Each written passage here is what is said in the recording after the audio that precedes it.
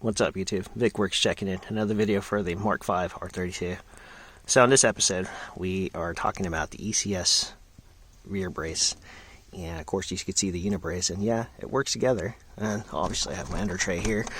But the biggest thing is that what they don't tell you to make this installation easy is that you can actually measure from 14 inches to here, and will cause, and then you also have to be able to spread this. This is not free floating like my HPA Motorsports one that I have in my MK4.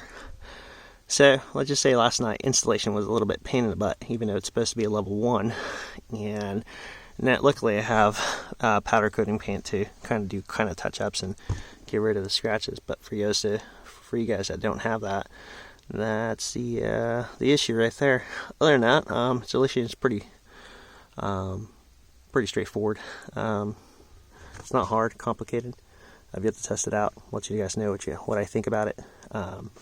If you do also get that product on ECS, I would actually go with WeatherTech, as this one tends to frail with the 3M coating that goes with it, and as well it's pretty much impeded with the brace now that it's there.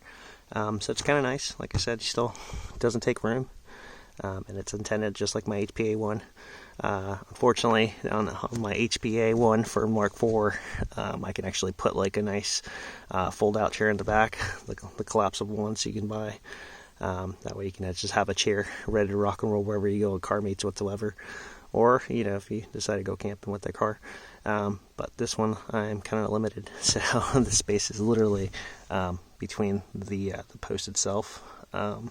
It is what it is. Oh, and if you're doing this, make sure you're wearing gloves if you have a unibrace, because when you're adjusting these, I got caught right there, and hence the kiddo sticker there for the blood sacrifice I had to make to install this in my car. Yep, that's part of the gig, hence the reason why I like wearing gloves, but learned my lesson last night. Other than that, the weather's changing here, and as you can see, rain's coming along, fall's here. But yeah, just wanted to give you guys an update on what's going on with that, and hopefully today we'll get that new intake to replace the other one, and finally get that brake master cylinder back in there and show you guys how it's done.